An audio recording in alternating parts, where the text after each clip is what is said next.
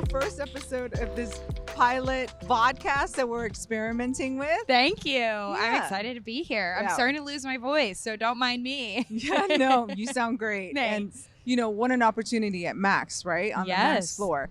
So for those of you who don't know Anna McNaught is an award-winning digital artist, photographer, designer, and a full-time traveler based in New Jersey. Yes. She creates vibrant, glowing dreamscapes inspired by surrealism, dreams, and nature, and each piece comes to life by compositing photography and 3D renderings in Photoshop. By the way, Yes. I love these earrings. Yes. Because these were made by Anna. Wait, am I showing it the right Yes, way? perfect. This way? Looks great. And those were her prototypes. Yeah, these are the ones that I made last year for Max out of foam and an X-Acto knife, and then You're I not only a got digital those artist, actually I guess. printed. You're just a creative person. in Creative general. person. Yeah. I do all the things. Yes. Jack of many trades. Jack of many trades. You recently joined Adobe as a senior design evangelist. Yes. What was it like to take that leap into working for a big company versus being on your own? Yeah, it was definitely a challenge, but also very exciting too, because it came very natural. I got asked if it was something I was interested in doing. And of course, I always said if I was ever going to go for any sort of corporate work, it would be with Adobe because I get to do what I love. And so it's been a pretty seamless transition because as an evangelist, I'm doing a lot of the things I was already doing, going around to community events and saying hello and teaching the apps, as well as just kind of posting on social media and being a part of everything that's going on out in the creative world. Yeah. So you've been quite busy at this MAX. Yes, very. Last year, you were sitting in the audience. And this year, you opened up MAX by being the first person to do the demos, right? Yeah. What was that like? Oh, man, it was awesome. It was extremely nerve-wracking and probably the most scared I think I've ever been. You were so awesome. Thank you. You didn't seem nervous. Thank you. But if I may say, this year, I love the fact that all of you showed up authentically. Yeah. Because you said my little nervous hands, Yeah. when you were trying to detail something. Yep. And I love that vulnerability. Yeah, and everyone showed their true personalities on stage, which I think is amazing. I think it's also a huge testament to how we were trained by Jason Levine. Yes, and yes. also with Adobe, being able to be our true selves on stage is so authentic and so awesome. Not a lot of companies do that. Tell us about some of the sessions that you've been in. You know, besides being in the keynote on day one, Yes. you were also in some sessions, right?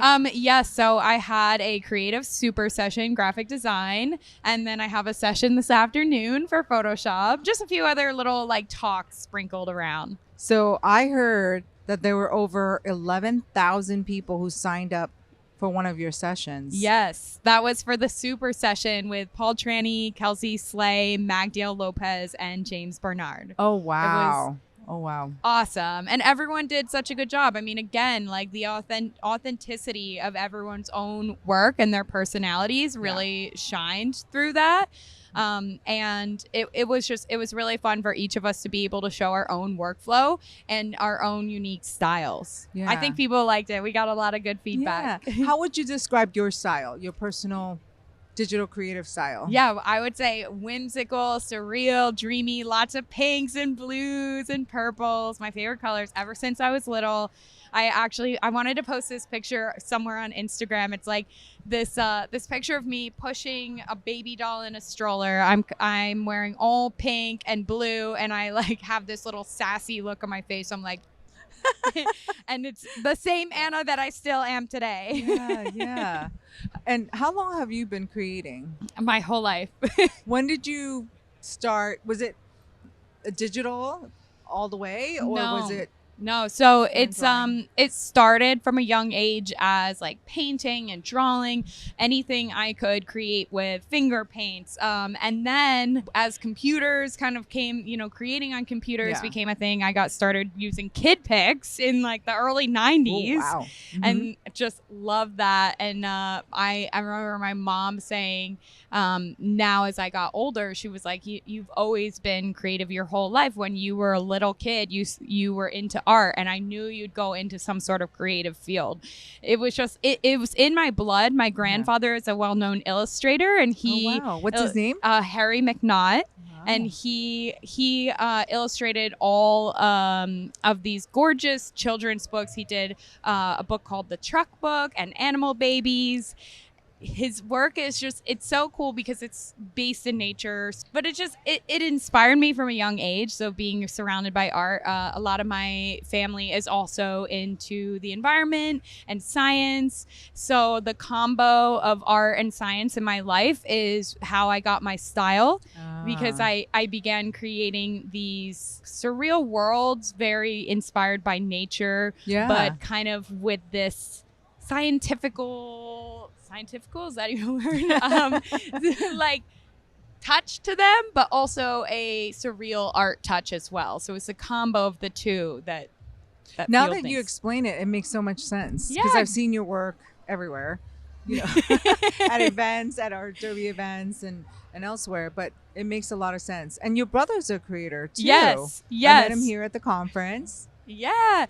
So it's, like I said, in our blood. My brother is a landscape architect and a designer, and he makes really cool maps in Illustrator that he has an Etsy shop and sells them, and people have them like hanging in their houses all around the world, and he's made custom ones. What's his Etsy shop his Etsy shop is Snowbelt Studios. Snowbelt Studios. Yes. And so the reason that he came up with that is because we grew up in the snow belt of United States in Pennsylvania. And so we had this really cool little triangular shaped home in the midst of the snow belt. And so that inspired him for his Etsy store. Wow. Yeah. Wow. Well, let's go back a minute about your creative journey. Yes. So you started at a young age painting. Yeah. So when did you start using AI in your workflow? I started seeing a lot of people posting about AI and starting to show what they were creating. And so I experimented with it a little bit. And I love that I could start to bring some of these ideas that were trapped in my head to life. Yeah. I was hesitant, though, to post anything that was strictly AI that I didn't get my hands on. I want to always, as a true artist from birth, pretty much, I want to always make sure that I, as Anna, a human being, have the touch on the artwork and not just a computer. So it wasn't until the past year or so that I started kind of incorporating it a bit more. I was, of course, so excited when I learned about Firefly, and now being able to use things correctly in my work and with the proper rights and everything, and the way Adobe's going about it is really wonderful. And now with Firefly, being able to create some of these assets that I use in my work that I normally might have not found on stock, say like a surreal, yesterday on Adobe Live, a surreal cabin covered in moss floating on a lake. Well, I can't really find that on stock, but I can make it and then I can incorporate it into my work. So it's allowed me to get so much more whimsical and dreamy, and that's the type of art that I want to continue to create. Yeah, it comes through so well. Thank you. In the artwork. Was there anything that was scary for you? With AI? Yeah. Should people, I'd love your point of view. Because I know some people are nervous about it and some people are excited about it. What is your personal point of view? Yeah, so of course, when it first came to the scene, it was a little bit scary, and I think we all have been apprehensive about it, unsure of whether, is this going to take away our jobs? Is this going to make our lives harder or easier? And I think there's an argument for both. I think Karen X. Chang said it on stage yesterday. Day 2 keynote? Yes. And for me, I believe that we can incorporate AI into our workflows. As you saw in the keynote demo, that's exactly what I did. That is my true workflow. And then just using AI to help assist me speed things up. I couldn't have done that previously on stage in 8 minutes. I couldn't have made a piece of art in 8 minutes before. Right. That's unheard of. So I think it's important for us as creators to continue to put that human element into everything we do and to use AI. I know it's been said over and over, but to really truly use it as a tool and say, I'm not going to make a whole piece of art that's created in AI. Right. I'm going to just say, make a moss covered cabin and put that into my scene that I've composited in with stock or my own photography or 3D elements. Yeah. And then like making sure it goes through the process of, do I as a human being like how this looks? Does it have my own unique personal touch on it? Does it have like the heart and soul that I want to put into my work? Because most AI work does not. So when you put that human touch on it, then it changes. And then you're not letting AI take over your life. You're not letting it take away your job. And you're also continuing to show clients or customers or however you may be working, you're continuing to show them that, yes, this human element is more important than the computer, and we're just using it to assist us. Yes, I would like to call it an assistant. Yes. You said a tool, and I was like, it's like a personal assistant. Yes, I love that. Yeah. Let's change it. Let's start calling it a personal assistant. But it's helping, a creative assistant. Yes. It saves a lot of time. It helps you. I like what you said before.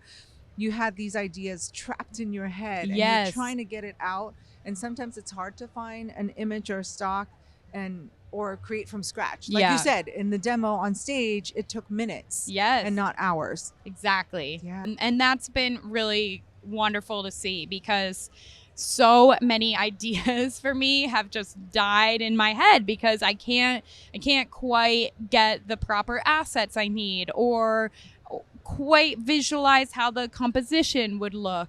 Yeah. And so now being able to just kind of test those things out and say, oh, actually, this element needs to be a little smaller and this one bigger. Well, I can quickly adjust that, change it. No, that doesn't work. Quick. Rather than spending so many hours trying to figure certain things out, it just helps me kind of be like, wow, I have endless amounts of ideas. And then I showed yesterday on Adobe Live one thing. I create something, it sparks another idea and another and another and another, and on it goes until I have this whole plethora of artwork that I wasn't expecting to create. Yeah, so true. Yeah. So true. I've met a lot of people here at MAX this week, and a lot of them, especially young designers, they want to know how to work with brands like Adobe. Yeah. What advice would you give them? Yes, great question. My biggest advice would just be to continue to put yourself out there, to continue to share your work. And I said this in one of my sessions. I think we're all so stuck on the idea of what is trending, what is the cool thing to create. Is it, even social media? I need to make a reel because this is what's cool. I need to make this style of reel because that's what's trending. I need to make this style of art because that's what's trending.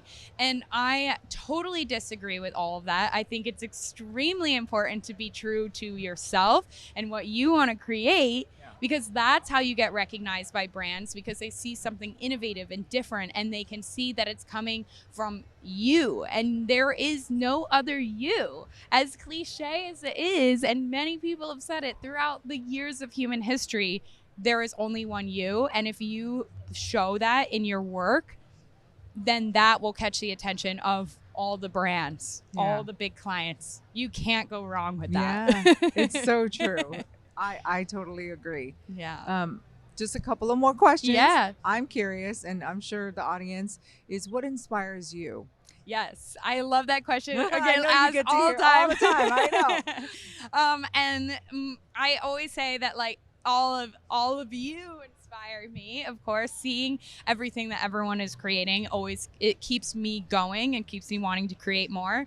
But I've always been inspired, as I mentioned in the beginning, my family has inspired me so much from a young age, but also I'm extremely inspired by nature, the patterns you see in nature, the way animals in nature interact, the way we fit into the natural world. As you can tell, I grew up in this like very nature-y based family and environment around me. I lived on 40 acres of land as a kid, with a pond and woods around me, like playing in the dirt all the time, playing in the mud, I should say, not the dirt. My mom would say it's soil, not dirt. And both my parents being environmentalists, it just it's like my husband and I traveling, living in a van for 2 years. We like hiked all over the country. And so all of those spectacular landscapes or little intricate details that we often overlook are what inspire my work. All I can say is the whole time you're talking about it, I'm just visualizing your artwork. Yeah. It is a lot of nature, Yes. a lot of woods, ponds, water, but yeah, the whole time. I know, and you see that I always put large animals into my scenes too, like big turtles or big mushrooms, or like with the fox. Someone said that butterfly is too big for. Like Someone said that butterfly is too big compared to the fox, and I'm like, no, it's supposed to be big. What? This is our dream world. Who's to say that? It doesn't have to be the size that people think it should be. Exactly. Right? This There's is this is no art. Yeah. Anything goes. Right. One last question. Yeah. What do you do when you're stuck? Sometimes you've probably been asked this question, but I love hearing what people do. One artist told me she gets up and she puts on music and she starts dancing. That's a great one. I definitely do that. I do that. I think that sort of thing is really good when you're on a deadline or you have something you have to do that day. You need those quick things to fix when you're stuck. Mm-hmm. Getting up, putting on music, shaking your whole body, shaking your hands out, a little jumping, like that gets it flowing. Maybe you're more of a meditation type person. You need to like recenter and calm, read a book, watch a TV show, whatever. For me, one of the things I do is I go for a walk. I go for like 5 walks a day sometimes, especially when I'm working and I'm starting to feel overwhelmed or a little bit bogged down and stuff. And even if it's just quick 5 minutes up the road, back, just like reset things. And when I'm really in the midst of a deep burnout, which happens, monthly maybe, or like every few months or so, I'm like, oh boy, I feel it coming again. Yeah. And my best advice is to ride it and rest. Like allow yourself to feel that. Give yourself the permission to rest. And that's something I've struggled with so hard over the years. And I'm coming into and learning. We are surrounded by a hustle culture. Yes. We're all sick of that toxic hustle. And I just think that the more you can say, I got to rest, I got to get into the mountains, I got to go out and hike, I got to reset everything. Yeah. The more you're going to come back into your work or into whatever you're doing and feel fully yourself again. Because the more you push it, the more you try to keep going with something, the harder it's going to become. Yeah. But coming back from a walk or whatever you're doing, it refreshes your mind and your body. Yes, right? 100%. I always feel so good after that. And like, especially, sometimes a weekend in the mountains away, no phones, like just stepping away from everything. It's hard to reintegrate when you come back, but that's the perfect way to just be like, all right, I'm refreshed. And I'm going to do that after MAX. Yes. As you leave MAX, what are you taking home with you? What has been the most poignant moment or a moment that touched you, an event, a person, maybe people? Yeah. What would that be? I'm asking myself that. I know. I'm like, I'm going to have to think about that and reflect because there were so many good things that happened this MAX. I mean, being on stage for one was just like absolutely incredible. For myself, I'm thinking like, wow, I should celebrate this and reflect on this moment because it's a monumental thing in my career. I remember when I first moved to LA and when I lived out here, I was doing the crafty for these types of shows and for photo shoots and like working backstage, and now to be on the stage. So that's something that I am taking away as just for myself, a huge achievement and a huge celebration. It just, there's no words. Like, I don't want to get emotional on this, but it's so exciting to me. Yeah. And it just, I lost my mom in January, and so sorry. I know she would be so proud. I'm so sorry. Thanks. So it just, she is proud. Thanks. And you got to celebrate your wins. Yeah. You were a natural. I mean, as a person in the audience, I thought all of you were so fantastic, but you were phenomenal. Thank you. You kept smiling. You were like, thank you. Every time people clapped, Yeah. you were engaging with Thanks. people. But you're an amazing person. Thank you. And be so proud. We gotta all celebrate the wins because they don't always come along, right? I know. There are dark times. Being a creator is very isolating sometimes, and so you gotta remember all those wins. Celebrating those wins, and then just being a part of being an Adobe employee here for one, and being a part of the Adobe community, but also the greater community as a whole, and all of the creatives, and getting to connect with everyone and just talk about what they're into and what impressed them and everything here at MAX. That was just so awe-inspiring for me to just feel the energy of these rooms, to be like with the keynote people, to be sitting there in the audience, to be in this room where everyone is together. Like, I couldn't ask for anything better. And I'll leave you with this. I think people are going home inspired by you. Oh, thank you. Thank you so much. Thank you. We're both all teary-eyed.